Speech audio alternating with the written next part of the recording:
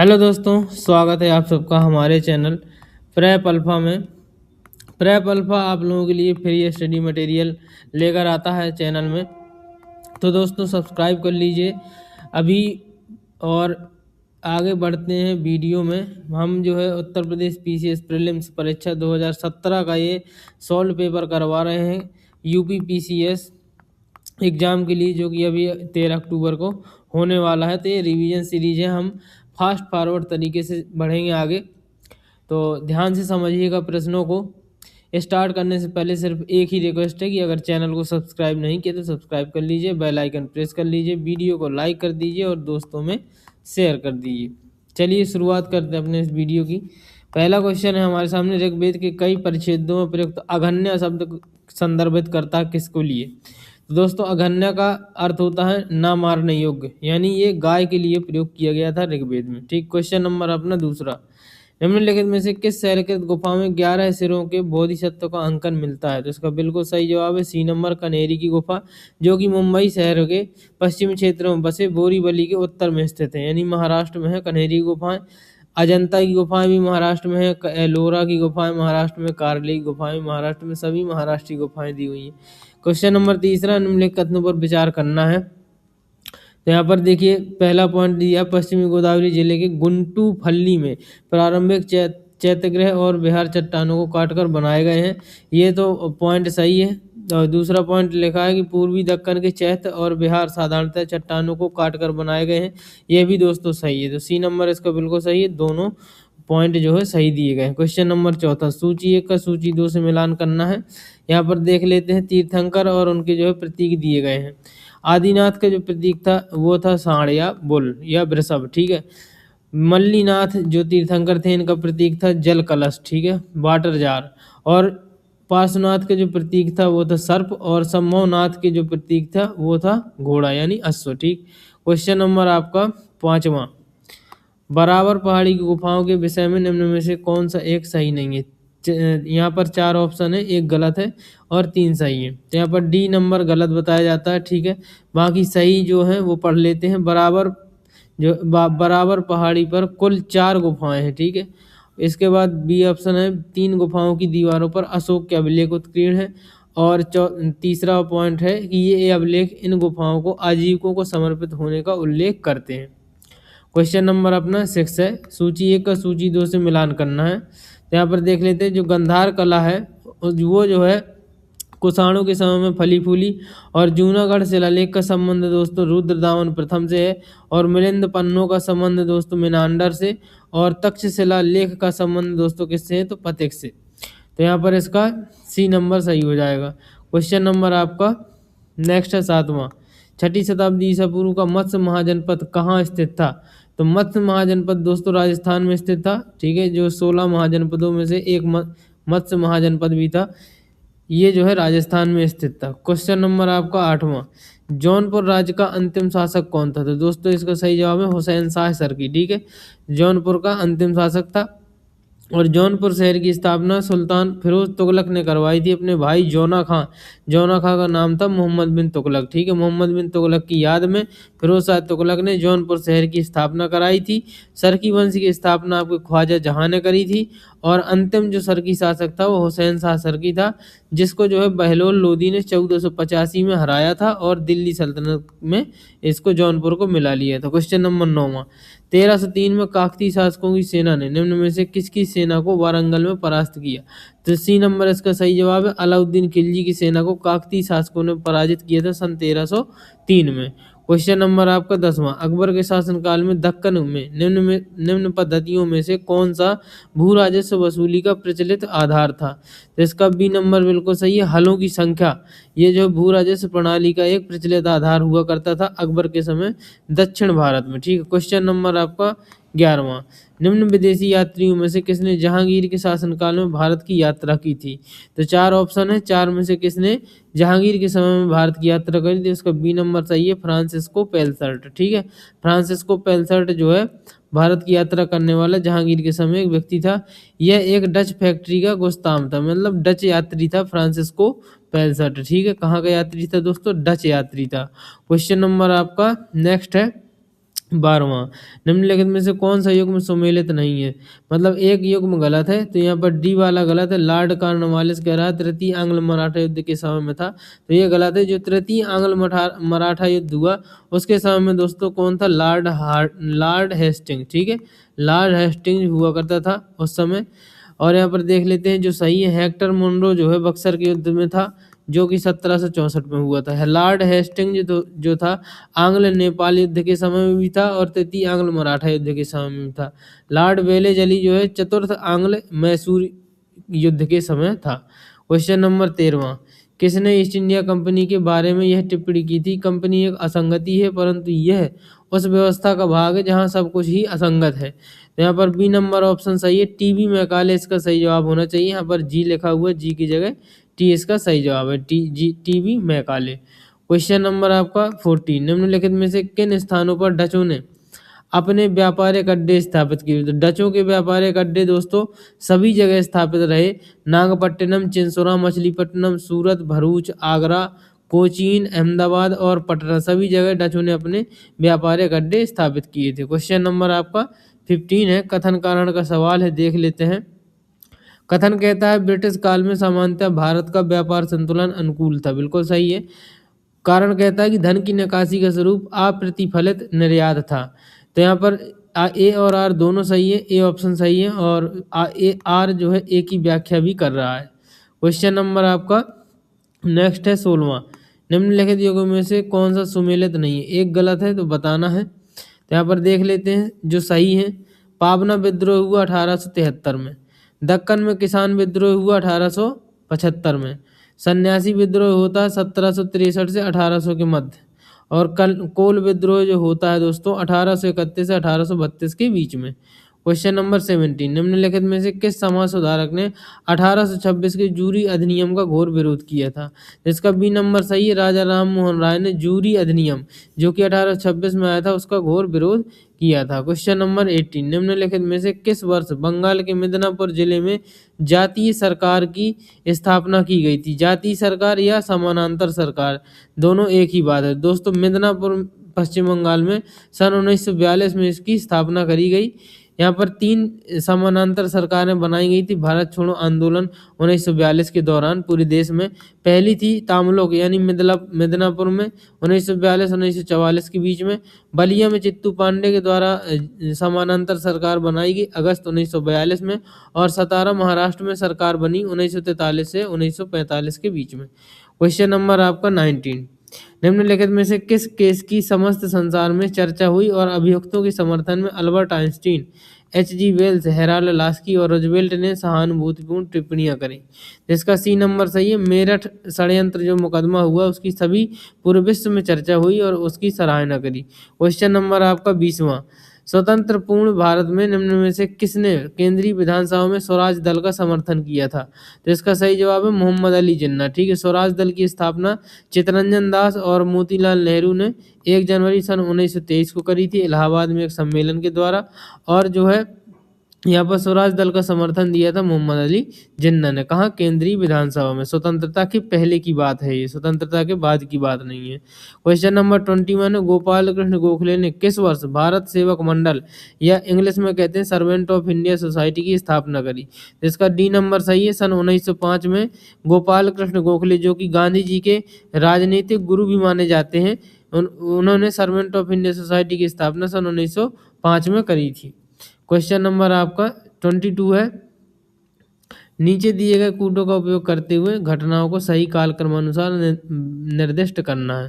तो यहाँ पर देख लेते हैं, ए नंबर इसका ऑप्शन सही है। क्यों? क्योंकि चंपारण सत्याग्रह 1917 में हुआ। इसके बाद आपका होता है अहमदाबाद मिल हड़ताल जो कि फरवरी मार्च सन 1918 में हुआ। इसके बाद आता है खेड़ा किसान आंदोलन का नंबर जो कि जून 1918 में किया गया, और लास्ट में आता है रॉलेट एक्ट के विरुद्ध सत्याग्रह, ये जो है 1919 में हुआ। इसको काला कानून भी कहा गया। क्वेश्चन नंबर आपका नेक्स्ट है 23 नंबर का क्वेश्चन है दोस्तों, निम्नलिखित में से कौन सही सुमेलित नहीं है? एक गलत है। तो यहाँ पर नाथुला जो है मेघालय दिया था, ये गलत है। इसका सही जवाब होगा सिक्किम, ठीक है। मेघालय नाथुला दर्रा सिक्किम में है। सिपकीला दर्रा कहाँ दोस्तों? हिमाचल प्रदेश में। बोमडीला आपका अरुणाचल प्रदेश में, और जोजिला है जम्मू कश्मीर में। क्वेश्चन नंबर आपका 24। सूची 1 में जलप्रपात दिया है, सूची 2 में नदियां दी हैं। कौन सा जलप्रपात किस नदी पर है बताना है। दूध सागर जलप्रपात दोस्तों मांडवी नदी पे है, गोवा में है। डुडुमा जलप्रपात आपका मचकुंड नदी पर है। और गोकक जलप्रपात जो है घाटप्रभा नदी पर है। और जो गरसोप्पा जलप्रपात कर्नाटक में है, शरावती नदी पर। क्वेश्चन नंबर आपका नेक्स्ट है 25। निम्नलिखित पहाड़ी जातियों का पश्चिम से पूरब सही क्रम बताना है। ठीक है, पश्चिम से पूरब की तरफ। तो यहाँ पर गारो, खासी, फिर इसके बाद जयंतियाँ और लास्ट में आता है नागा। नागा जो पहाड़ियाँ हैं वो नागालैंड में स्थित हैं। और बाकी जो 3 है गारो, खासी, जयंतियाँ, ये मेघालय में स्थित हैं। क्वेश्चन नंबर आपका 26 है। सूची 1 का सूची 2 से मिलान करना है।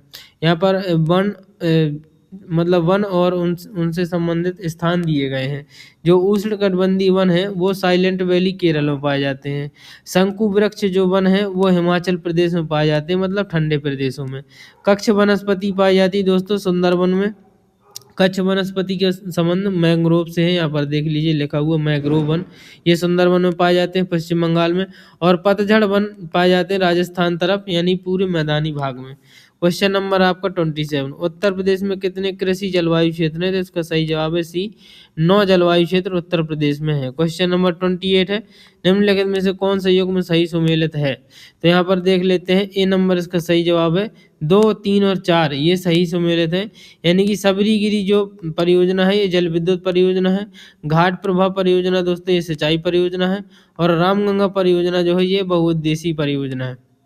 यहाँ पर एक पहला नंबर गलत है, क्योंकि इडुक्की जो है ताप विद्युत शक्ति गृह नहीं है, ना होकर सिंचाई परियोजना है। ये पेरियार नदी केरल में स्थित है। क्वेश्चन नंबर आपका 29 है। निम्नलिखित शैल क्रमों में कौन भारत का 90% से अधिक कोयला प्रदान करता है।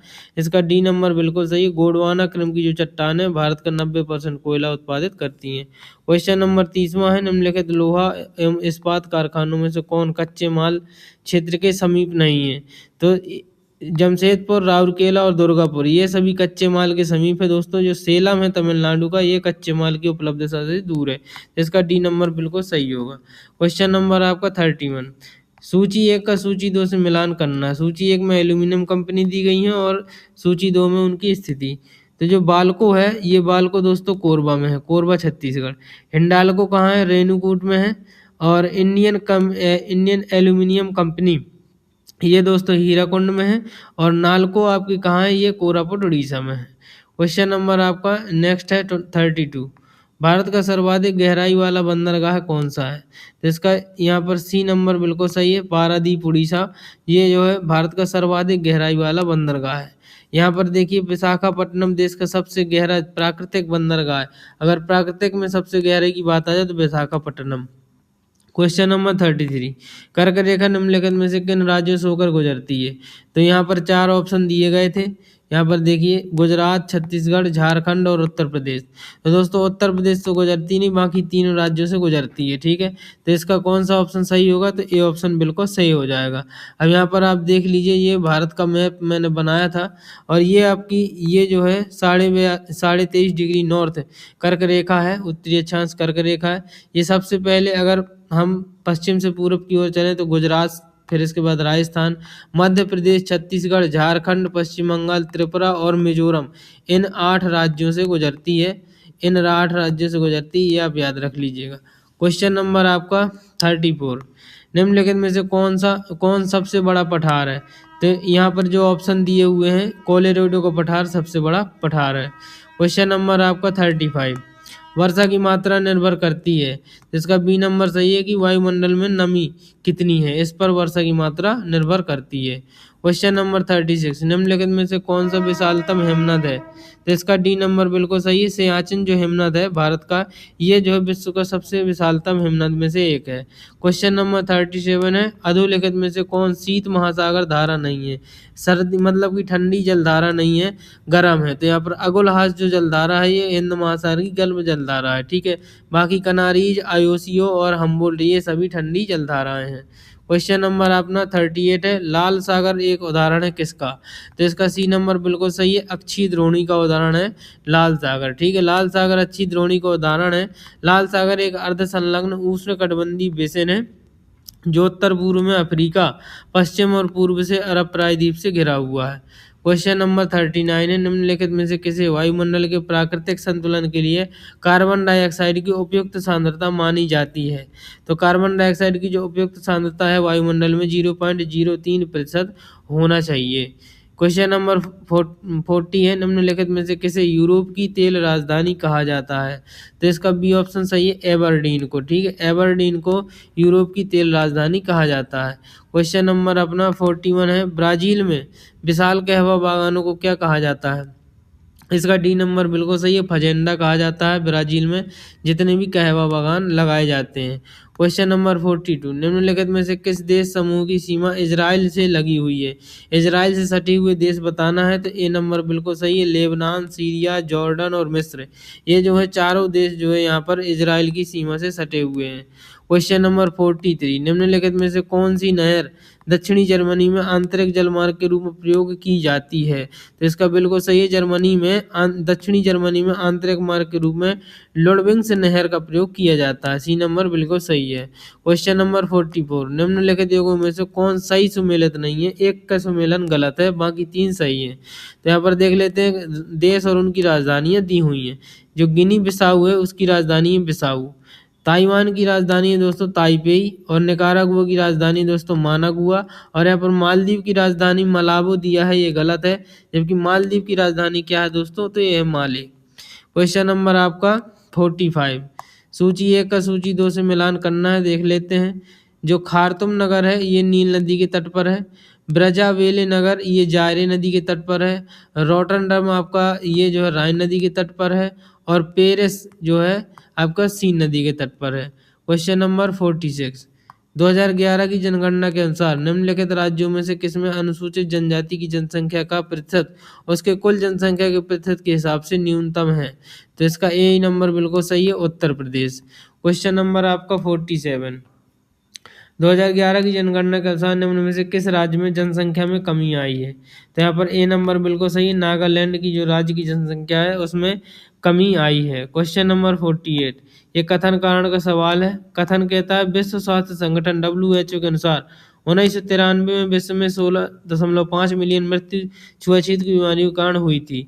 आर यानी कारण कहता है स्वास्थ्य नियोजन के बिना नगरीकरण के कारण इस प्रकार की बीमारियां फैलती हैं। तो यहाँ पर ए और आर अपनी अपनी जगह सही है, दोनों सही हैं, लेकिन एक दूसरे की व्याख्या नहीं कर रहे, इसलिए बी वाला ऑप्शन बिल्कुल सही रहेगा। क्वेश्चन नंबर 49, निम्नलिखित में से कौन एक राज्य आर्थिक की दृष्टि से सबसे ऊपर किंतु लिंग अनुपात के आधार पर सबसे नीचे है? तो ये दोस्तों हरियाणा है। ठीक है, क्वेश्चन नंबर आपके 50, भारतीय संविधान में राज्यों का संघ की संकल्पना को प्राप्त किया गया, मतलब राज्यों का संघ, इसकी कल्पना कहाँ से करी गई? तो ब्रिटिश नॉर्थ अमेरिका अधिनियम से करी गई। ठीक है, क्वेश्चन नंबर आपका नेक्स्ट है कि 51, कथन कारण का सवाल है। कथन कहता है भारत एक लोकतांत्रिक देश है, बिल्कुल सही है। कारण कहता है भारत का अपना एक संविधान है, तो ये भी सही है, दोनों सही है, लेकिन व्याख्या कोई नहीं कर पा रहे हैं, नहीं, बी नंबर इसका सही ऑप्शन होगा। क्वेश्चन नंबर आपका नेक्स्ट है 52, निम्नलिखित में से कौन संविधान के अनुच्छेद 21 के दायरे में नहीं आता? तो यहाँ पर डी बिल्कुल सही है, मृत्युदंड। मृत्युदंड को शामिल नहीं किया जाता आर्टिकल 21 के तहत। बाकी एक चिकित्सक द्वारा घायल को चिकित्सीय सहायता देना शामिल है, कार्यस्थल पर महिलाओं का लैंगिक उत्पीड़न शामिल है, और पानी की गुणवत्ता को दूषित करना ये भी आर्टिकल 21 के अंतर्गत आता है। क्वेश्चन नंबर आपका 53, भारत एवं अमेरिका की राजनीतिक व्यवस्थाओं के बीच निम्नलिखित में से कौन सी विशेषताएं समान हैं? तो यहाँ पर देखिए ए नंबर बिल्कुल सही है, कह रहा तीसरी जो व्यवस्था है राष्ट्रपति के पास पॉकेट वीटो शक्ति है, ये अमेरिका में भी समान, अमेरिका और भारत के दोनों में समान है। बाकी में असमानता देखी जाती है। क्वेश्चन नंबर 54, लोकसभा का अधिवेशन गठित करने हेतु गणपूर्ति कोरम कितना होना चाहिए? तो यहाँ पर गणपूर्ति कोरम दोस्तों 1/10 भाग होना चाहिए, संसद के सदस्यों की कुल संख्या का 10वां भाग। क्वेश्चन नंबर आपका नेक्स्ट है 55वां, सूची 1 का सूची 2 से मिलान करना। सूची 1 में राज्य है, सूची 2 में है राज्यसभा में सदस्यों की संख्या कितनी है। तो यहाँ पर देखिए गुजरात में जो है 11 राज्यसभा सीटें हैं, कर्नाटका में है 12 राज्यसभा सीटें, केरला में है 9 राज्यसभा सीटें और उड़ीसा में दोस्तों 10 राज्यसभा सीटें हैं। गुजरात में लोकसभा सीटें 26 है, कर्नाटक में लोकसभा 28, केरल में लोकसभा 20 और उड़ीसा में लोकसभा 21 सीटें हैं। क्वेश्चन नंबर आपका 56, प्रोटेम स्पीकर समानता किसे नियुक्त किया जाता है। तो इसका सी नंबर बिल्कुल सही है। जो नवनिर्वाचित लोकसभा होती है उसके वरिष्ठतम सदस्य को जो है प्रोटेम स्पीकर बनाया जाता है। क्वेश्चन नंबर आपका 57, राज्यसभा का सर्वप्रथम गठन किस वर्ष हुआ था। तो इसका सी ऑप्शन सही है, 1952 में हुआ था राज्यसभा का पहली बार गठन। क्वेश्चन नंबर आपका 58, निम्नलिखित में से कौन संसद सदस्यों का सामूहिक विशेषाधिकार नहीं है। तो इसका सी नंबर बिल्कुल सही है, साक्षी के रूप में उपस्थिति से स्वतंत्रता। क्वेश्चन नंबर आपका 59, निम्नलिखित कथनों पर विचार करना है तथा नीचे दी कूटों में अपना सही उत्तर चुनना है।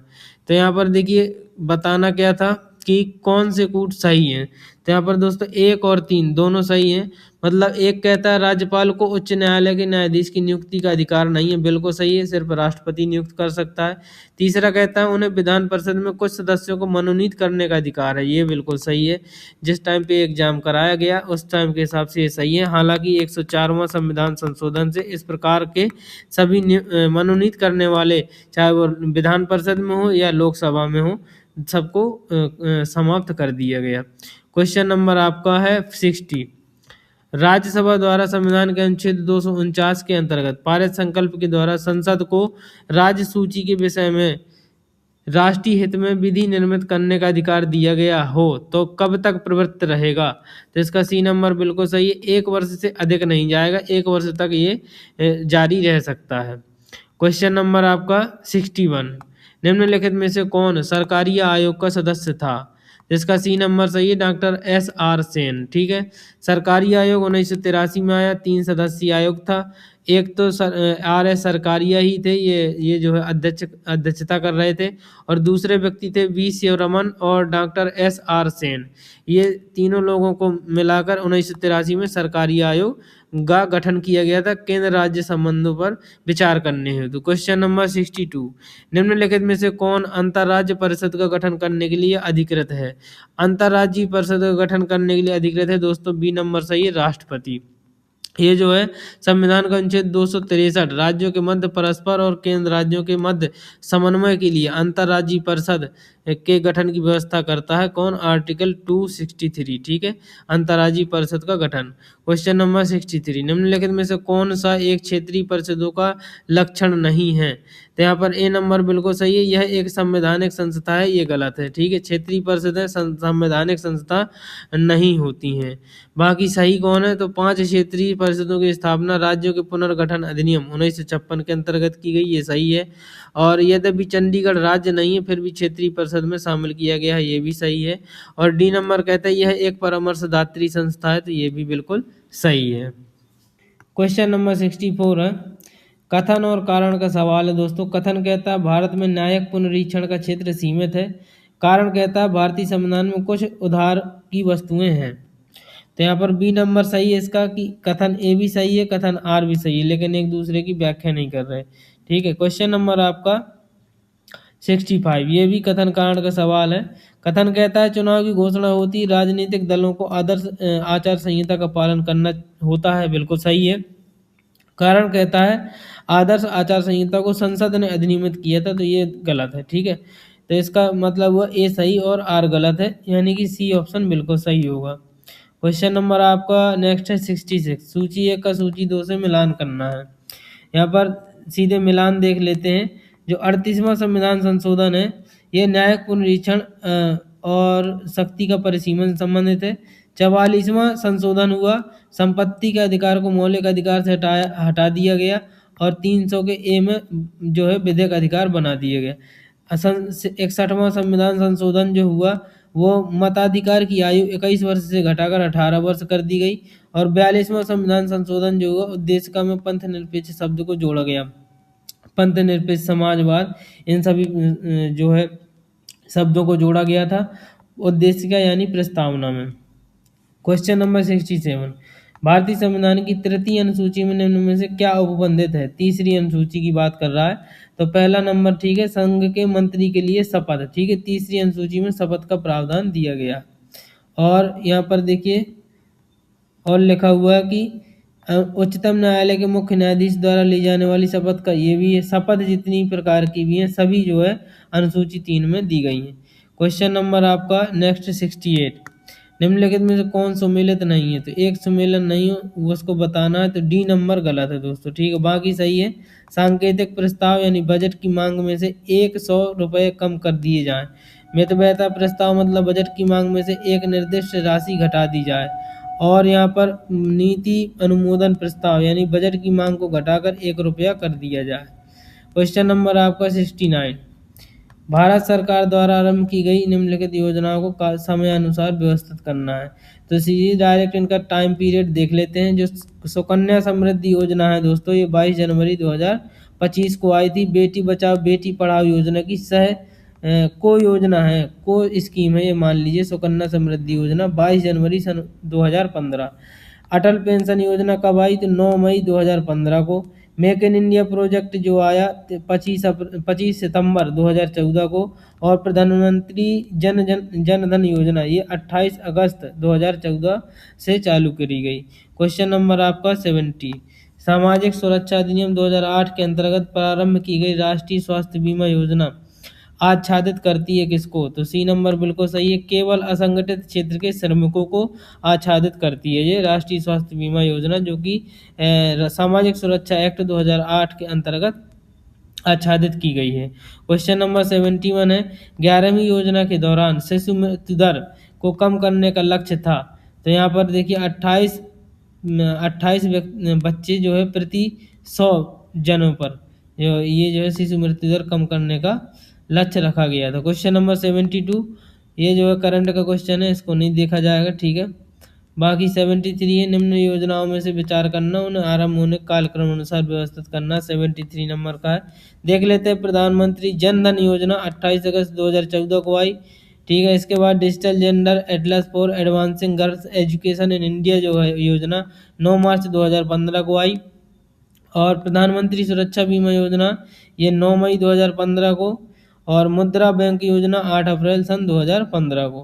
क्वेश्चन नंबर आपका 74, निम्नलिखित में से समन्वित बाल विकास सेवा योजना के अंतर्गत कौन सी सेवा प्रदान नहीं की गई? तो इसका कौन सा? सी नंबर बिल्कुल सही है, बच्चों को निःशुल्क पुस्तकें एवं विद्यालय पोशाक का वितरण ये नहीं किया गया। क्वेश्चन नंबर आपका 75, ये जो है करंट का क्वेश्चन है, इसको नहीं देखेंगे। क्वेश्चन नंबर आपका 76 है, बुलक कैपिटलिस्ट यानी बैल पूंजीपति किसे कहा जाता है? तो इसका सी नंबर बिल्कुल सही है, उन किसानों को जिनके पास कुछ साधन तो हैं पर धनाढ्य नहीं है। क्वेश्चन नंबर आपका 77, निम्नलिखित में से किस वर्ष में संयुक्त राष्ट्र संघ ने परम गरीबी की परिभाषा को अंगीकार किया था? तो परम गरीबी की परिभाषा को यूएन ने सन 1995 में अंगीकार कर लिया था। क्वेश्चन नंबर 78, निम्नलिखित में से कौन एक वर्ल्ड इकोनॉमिक फोरम द्वारा ग्लोबल जेंडर गैप इंडेक्स के आकलन हेतु प्राचल के रूप में प्रयुक्त नहीं होता? तो आराम का प्रयोग नहीं किया जाता ग्लोबल जेंडर गैप इंडेक्स में, बाकी स्वास्थ्य, आर्थिक स्थिति और शिक्षा इन तीनों का प्रयोग किया जाता है। क्वेश्चन नंबर 79, कृत्रिम उपग्रह पृथ्वी से सुस्पष्टता से ट्रैक किया जा सकता है? तो इसका ए नंबर सही, डॉपलर प्रभाव के द्वारा हम ट्रैक कर सकते हैं। क्वेश्चन नंबर 80, एक सुरंग में 100 वाट क्षमता वाले 5 बल्ब लगातार 20 घंटे जलाए जाते हैं तो संपूर्ण विद्युत कितनी खर्च होगी? तो दोस्तों 10 यूनिट खर्चा होगी, सभी को गुणा करा के 1000 का भाग दे देना है। क्वेश्चन नंबर 81, यदि 100 ग्राम चीनी का आधा लीटर पानी में मिलाकर एक संतृप्त चीनी का घोल तैयार किया जाए तो निम्न में से कौन सी भौतिक राशि नहीं बदलेगी? तो दोस्तों इसका आयतन नहीं बदलेगा, बाकी द्रव्यमान, घनत्व, सांद्रता तीनों बदल जाएंगे। क्वेश्चन नंबर 82, मोबाइल चार्जर क्या होता है? तो इसका डी नंबर बिल्कुल सही है, एक अपचाई ट्रांसफार्मर होता है, मतलब स्टेप डाउन ट्रांसफार्मर। ज़्यादा वोल्टेज को, जैसे 230 वोल्टेज आता है तो इसको कन्वर्ट करता है कितने, मतलब 230 वोल्ट को कन्वर्ट करता है लगभग 4 से 5 वोल्ट में, यानी कि डाउन करता है, स्टेप डाउन ट्रांसफार्मर लगाया जाता है इसमें, किसमें? मोबाइल चार्जर में। क्वेश्चन नंबर आपका 83, 83 दोस्तों कहता है टेलीविजन दर्शक डिश एंटीना प्रयुक्त करते हुए बरसात में उपग्रह सिग्नल नहीं प्राप्त करते, क्योंकि उसका कारण क्या है? तो 1, 2 और 3 तीनों सही है। मतलब एंटीना छोटे होते हैं इसलिए भी सही है। वर्षा की बूंदें रेडियो तरंगों की ऊर्जा अवशोषित करती हैं, ये बिल्कुल सही है। वर्षा की बूंदें रेडियो तरंगों की ऊर्जा की मूल दिशा को विचलित करती हैं, ये भी आपकी सही है। क्वेश्चन नंबर 84, एक कटा हुआ हीरा जगमगाहट के साथ चमकता है, उसका कारण है पूर्ण आंतरिक परावर्तन। क्वेश्चन नंबर 85, भोपाल गैस दुर्घटना का क्या कारण था? दोस्तों मिथाइल आइसोसाइनेट। ये कब हुई थी? 2-3 दिसंबर 1984 को भोपाल में हुई थी। क्वेश्चन नंबर आपका 86, एलपीजी सिलेंडर के रिसाव से उत्पन्न दुर्गंध निम्नलिखित में से किसकी होती है? तो इसका डी नंबर बिल्कुल सही, इथाइल मरकैप्टन मिलाया जाता है एलपीजी सिलेंडर में, जिससे कि अगर वो लीकेज होता है तो वो पता भी चल जाए। क्वेश्चन नंबर 87, निम्नलिखित में से कौन सा एक पदार्थ प्राकृतिक बहुलक है? तो ये बिल्कुल सही है, बी नंबर रेशम। बाकी बेकेलाइट, केवलार और लेक्सोन ये सब ये कृत्रिम बहुलक के उदाहरण है। क्वेश्चन नंबर 88, यूरिया है क्या? तो दोस्तों ए ऑप्शन सही है, एक नाइट्रोजन युक्त कार्बन यौगिक है, बिल्कुल सही है।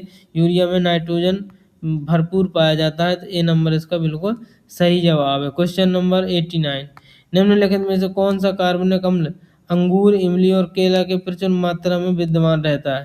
तो इसका डी नंबर बिल्कुल सही, टार्टरिक अम्ल। ठीक है। क्वेश्चन नंबर आपका 90, फलों के मीठे स्वाद का कारण क्या है? तो इसका डी नंबर सही है, फ्रक्टोज। क्वेश्चन नंबर 91 है, सूची 1 का सूची 2 से मिलाना है, इसमें उत्पाद और स्रोत दिए गए हैं। जो अफीम है, अफीम का उत्पादन होता है दोस्तों फल से, हींग का उत्पादन होता है जड़ से, और रबर का उत्पादन जो होता है वो तना से होता है, और कुनैन जो मलेरिया की दवा है उसका उत्पादन होता है छाल से। ठीक है, मलेरिया की दवा का उत्पादन कुनैन की छाल से किया जाता है। क्वेश्चन नंबर 92, निम्नलिखित में से कौन सा सही सुमेलित नहीं है? एक गलत है, बाकी सब सही है। पारा से होता है मिनीमाता बीमारी, बिल्कुल सही है। कैडमियम से होता है टाई रोग, ये भी सही है। नाइट्रेट आयन से होता है ब्लू बेबी सिंड्रोम, ये भी बिल्कुल सही है। बाकी फ्लोराइड आयन से क्या होता है? तो फ्लोरोसिस हो जाता है दोस्तों, फ्लोरोसिस की बीमारी हो जाती है। क्वेश्चन नंबर 93, कथन और कारण का सवाल है। कथन कहता है मानव शरीर सेलुलोज के पाचन में असक्षम है, तो बिल्कुल सही है, सेलुलोज का पाचन मनुष्य का शरीर नहीं कर पाएगा। कारण आर कहता है मानव शरीर में स्टार्च अपघटक एंजाइम डायस्टेज विद्यमान रहता है, इसलिए। तो ए और आर सही है, बाकी व्याख्या कोई नहीं कर रहा है, यही है, बी नंबर सही है। क्वेश्चन नंबर 94, सुई चुभाने पर निम्नलिखित अंगों में से कौन सा दर्द महसूस नहीं करेगा? इसका बी नंबर सही है, मस्तिष्क। मस्तिष्क जो है अनुभव नहीं करेगा अगर सुई भी चुभा दिया जाए। क्वेश्चन नंबर 95, निम्नलिखित में से किस जंतु में खुर नहीं पाए जाते हैं? तो इसका बी नंबर सही है, गीदड़। ठीक है, किस जंतु में खुर नहीं पाए जाते हैं? तो गीदड़ में नहीं पाए जाते। क्वेश्चन नंबर 96 है, हार्मोन्स और उनके कार्य दिए गए हैं। तो यहाँ पर देख लेते हैं कि कौन सा सुमेलित नहीं है, बताना है। जो गैस्ट्रिन हार्मोन्स है इसका सुमेलन रक्तचाप का नियमन से ये गलत दिया गया है। गैस्ट्रिन जो हार्मोन्स है ये एचसीएल श्रावण के लिए उत्तरदायी होता है। ठीक है, बाकी ऑक्सीटोसिन जो होता है स्तन ग्रंथि से दुग्ध का निस्तारण के लिए, मेलाटोनिन होता है निंद्रा का नियंत्रण, और इंसुलिन जो होता है दोस्तों ये रक्त शर्करा का नियंत्रण करता है। क्वेश्चन नंबर आपका 97, पित्ताशय में उपस्थित पत्थर निम्नलिखित में से किसका पाचन प्रभावित करता है? तो इसका बी नंबर सही है, वसा का। ठीक है, अगर पित्ताशय में पथरी है तो वसा का पाचन नहीं हो पाएगा सही से। क्वेश्चन नंबर 98, निम्नलिखित में से कौन सा अनुवांशिक रोग नहीं है? जिसका ए नंबर बिल्कुल सही है, रतौंधी। ठीक है, रतौंधी जो है अनुवांशिक रोग नहीं है। बाकी रंजकहीनता, हीमोफीलिया और वर्णांता ये सभी जो है तीनों अनुवांशिक रोग हैं। क्वेश्चन नंबर आपका 99, निम्नलिखित में से कौन सा युग्म सही सुमेलित नहीं है? एक युग्म गलत है, बाकी सभी सही है। तो यहाँ पर डी नंबर बिल्कुल सही है, बंधता रोगी कारक लिखा हुआ है, ये गलत है। बाकी डी रोगी मतलब डी विटामिन से बच्चों में हो जाता है दोस्तों रिकेट्स रोग, और वयस्कों में ऑस्टियोमैलेशिया नामक रोग हो जाता है। ठीक है, विटामिन बी 12 से होता है प्रति रक्तता कारक, विटामिन सी में प्रति स्कर्वी कारक, विटामिन के है प्रति रक्त स्रावी कारक, मतलब कि रक्त को जमाने वाला। क्वेश्चन नंबर 100, आयोडीन की कमी से क्या होता है दोस्तों? तो सी नंबर बिल्कुल सही है, घेंघा रोग हो जाता है। क्वेश्चन नंबर 101, निम्नलिखित में से किसका मस्तिष्क उसके शरीर के अनुपात में सबसे बड़ा होता है? तो ए नंबर बिल्कुल सही है, चींटी। चींटी का जो शरीर है ना, उसके अनुपात से ही बड़ा होता है उसके मस्तिष्क का आकार। क्वेश्चन नंबर आपका 102, हवा में तैरते हुए श्वसनीय सूक्ष्म कणों का आकार होता है कितना? तो इसका डी नंबर सही है, 5 माइक्रोन से कम। ठीक है, हवा में तैरते हुए श्वसनीय सूक्ष्म कणों का आकार कितना होता है? तो 5 माइक्रोन से कम होता है। क्वेश्चन नंबर आपका 103, निम्नलिखित में से कौन सा सही सुमेलित नहीं है, ये बताना है। 3 ऑप्शन सही होंगे, एक ऑप्शन गलत होगा। तो डी नंबर बिल्कुल सही है, एजोला जो है मक्का के खेत में पाया जाता है, ये गलत है। एजोला जो है धान के खेत में पाया जाता है। बाकी एजोटोबैक्टर दोस्तों गेहूं में पाया जाता है। राइजोबियम लेग्यूमिनिसारम ये मटर में पाया जाता है। और नील हरित शैवाल ये जो है धान की पैडी में पाया जाता है। क्वेश्चन नंबर आपका 104वां, सूची 1 का सूची 2 से मिलान करना है, बताना है। सीधे देख लेते हैं, पश्चिमी घाट में जो स्थानांतरित खेती है उसको कुमारी कहते हैं। ठीक है, बाकी दक्षिण पूर्वी राजस्थान में उसको वालतरे कहा जाता है स्थानांतरित खेती को। और उत्तर पूर्वी भारत में झूम कहा जाता है। और मध्य प्रदेश तथा छत्तीसगढ़ में डहिया कहा जाता है। क्वेश्चन नंबर आपका 105वां है, निम्नलिखित में से कौन सा सही सुमेलित नहीं है? तो डायरेक्ट देख लेते हैं। विश्व पर्यावरण दिवस 5 जून को मनाया जाता है। पृथ्वी दिवस 22 अप्रैल को। तंबाकू निरोध दिवस ये जो है 31 मई को। ओजोन दिवस 16 सितंबर को मनाया जाता है। क्वेश्चन नंबर 106, हरितगृह प्रभाव से वातावरण में निम्नलिखित में से कौन सा परिवर्तन होता है? तो इसका बी नंबर बिल्कुल सही है, आर्द्रता में वायुमंडल में आर्द्रता बढ़ जाती है। बाकी डी नंबर है, वायु की गति बढ़ जाती है। दोनों सही जवाब है। क्वेश्चन नंबर 107, निम्नलिखित में से किस पारिस्थितिकी तंत्र में पौधों का जैविक पदार्थ अधिकतम है? तो इसका बी नंबर बिल्कुल सही है, उष्णकटिबंधीय वर्षा वनों का। क्वेश्चन नंबर 108, भारत सरकार ने वन संरक्षण अधिनियम किस वर्ष अधिनियमित किया था? तो इसका सही जवाब है सन 1980 में। ठीक है, भारत सरकार ने वन संरक्षण अधिनियम किस वर्ष में अधिनियमित किया? तो वर्ष 1980 में ही किया है अभी। क्वेश्चन नंबर 109, जैव विविधता को अधिकतम संकट है किससे? तो ए नंबर बिल्कुल सही है, प्राकृतिक निवास एवं वनस्पतियों के विनाश से जैव विविधता को अधिकतम संकट है। क्वेश्चन नंबर 110, निम्नलिखित में से कौन से जलवायु परिवर्तन के प्रमुख कारक होते हैं? तो इसके 2 ऑप्शन सही हैं, जीवाश्म ईंधन का आधिकारिक प्रज्वलन और तेल चालित स्वचालितों की संख्या का विस्फोटन। अगला क्वेश्चन है आपका 111वां, झांसी रानी समुद्री राष्ट्रीय पार्क की स्थापना कहाँ हुई? तो ये इसी नंबर सही है, 1996 में। ठीक है, रानी झांसी समुद्री पार्क की स्थापना कहाँ हुई? तो ये हुई दोस्तों 1996 में। क्वेश्चन नंबर 112, निम्नलिखित ईंधनों में से कौन न्यूनतम पर्यावरणीय प्रदूषण उत्पन्न करेगा? तो इसका ए नंबर बिल्कुल सही है, हाइड्रोजन। क्वेश्चन नंबर आपका 113, निम्नलिखित में से कौन सा भारत में स्थापित प्रथम राष्ट्रीय उद्यान है? तो दोस्तों बी नंबर बिल्कुल सही, जिम कॉर्बेट नेशनल उद्यान ये जो है भारत में स्थापित प्रथम राष्ट्रीय उद्यान है। क्वेश्चन नंबर आपका 14, अधोलिखित में से कौन से जीव से जैवमंडल तक जैविक संगठन का सही क्रम है? इसका सी नंबर बिल्कुल सही है, जनसंख्या के बाद समुदाय आता है, समुदाय के बाद पारिस्थितिक तंत्र और उसके बाद सबसे लास्ट में भू दृश्य मिल जाते हैं। क्वेश्चन नंबर 115, निम्नलिखित में से कौन सा तंत्र सही सुमेलित नहीं है? इसका बी नंबर सही है, क्लोरोफ्लोरोकार्बन ये जो है ऑटोमोबाइल से संबंधित है। ठीक है, कार्बन डाइऑक्साइड ये थर्मल पावर स्टेशन संबंधित है। नाइट्रस ऑक्साइड जो है जलमग्न धान के खेत के लिए प्रसिद्ध है। और सल्फर डाइऑक्साइड ईंट के भट्टे के लिए प्रसिद्ध है। क्वेश्चन नंबर 116, ये जो कथन कारण का सवाल है, देख लेते हैं। कथन कहता है भारत में जलवायु परिवर्तन से सामाजिक तनाव बढ़ रहा है। और कथन कारण कहता है मौसम की चरम दशा की बारंबारता और तीव्र से खाद्य सुरक्षा पर गंभीर प्रभाव पड़ेंगे। तो कह रहा है कि ए नंबर सही है, ए और आर दोनों सही है, आर जो है एक ही व्याख्या भी कर रहा है। क्वेश्चन नंबर आपका 117, सूची 1 का सूची 2 से मिलान करना है। तो यहाँ पर देख लीजिए, खेल का सामान ये मेरठ में बनता है, दिए सलाई बरेली में बनती है, पीतल का सामान मुरादाबाद और लकड़ी पर नक्काशी होती है दोस्तों सहारनपुर में। क्वेश्चन नंबर आपका 118, सबके लिए सतत ऊर्जा दशक पहल, ये जो है संयुक्त राष्ट्र संघ से संबंधित है। ठीक है, सबके लिए सतत ऊर्जा दशक पहल जो है संयुक्त राष्ट्र संघ से संबंधित है। भाषा उदाहरण में सक्षम परियोजना संबंधित है। तो ये दोस्तों ये 2018 क्वेश्चन हम नहीं अटेम्प्ट करने वाले हैं।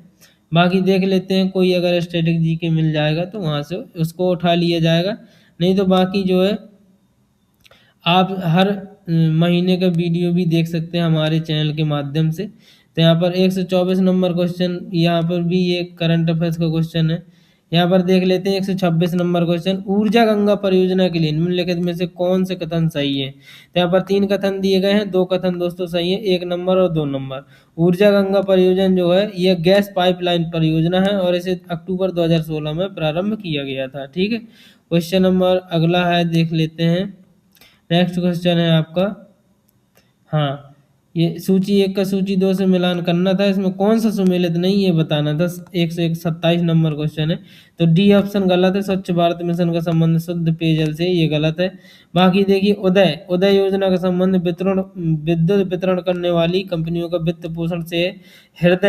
हृदय जो है विरासत वाले शहरों को संरक्षण और पुनर्जीवन देना। और अमृत जो है, अमृत शहरों में मूलभूत संरचना सुधार के लिए अमृत नामक योजना चलाई गई। क्वेश्चन नंबर 128, यूनेस्को के तत्वावधान में सामाजिक विकास पर प्रथम विश्व शिखर सम्मेलन का आयोजन कहाँ किया गया था।